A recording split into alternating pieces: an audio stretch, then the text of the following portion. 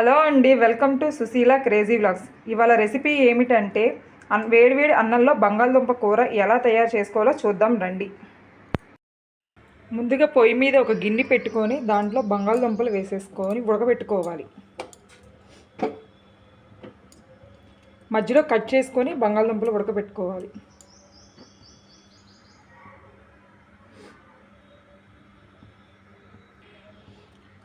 లైట్గా సాల్ట్ కూడా వేసుకుందాం. సాల్ట్ వేసుకుంటే తొందరగా ఉడికిపోతుంది. ఈలోపు బంగాళదుంపలు ఉడకబెట్టుకునే లోపల పచ్చిమిర్చి పేస్ట్ రెడీ చేసుకుందాం. పచ్చిమిర్చి, అల్లం, 2 పచ్చిమిర్చి, చిన్న అల్లం ముక్క, రుచికి సరిపడా సాల్ట్.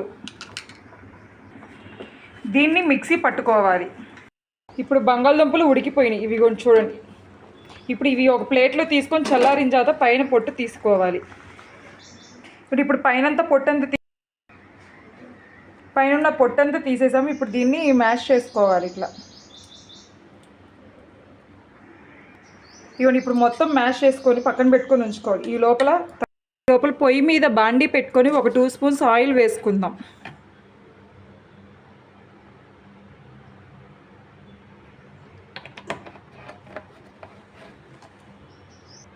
ఇప్పుడు ఆయిల్ హీట్ ఎక్కగానే తాలింపు గింజలు వేసుకుందాం. మినప్పప్పు, ఆవాలు, జీలకర్ర, పచ్చిమిరపప్పు ఒక 2 స్పూన్స్.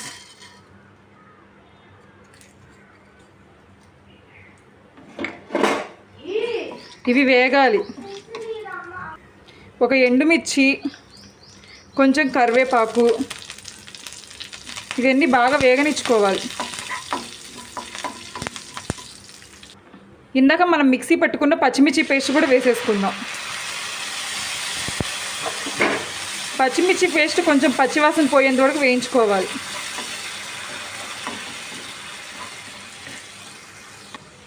ఇందాక మనం బంగాళదుంప పొట్టు తీసుకొని మ్యాష్ చేసుకుంది. ఇప్పుడు ఇది కూడా వేసేసుకోవాలి దీంట్లో.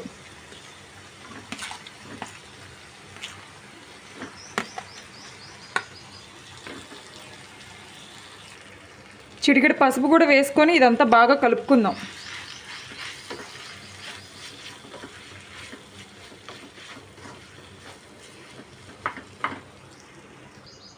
ఇప్పుడు బాగా కలిపెట్టేసుకున్నాం కదా. ఇప్పుడు పొయ్యి ఆపేసుకొని కొంచెం చల్లారిన తర్వాత కొంచెం నిమ్మకాయ పిండేసుకుందాం. ఫైనల్గా లాస్ట్లో కొంచెం నిమ్మకాయ పిండేసుకుందాం. ఇప్పుడు నిమ్మకాయ పిండుకుంది, అది కూడా బాగా కలుపుకుందాం.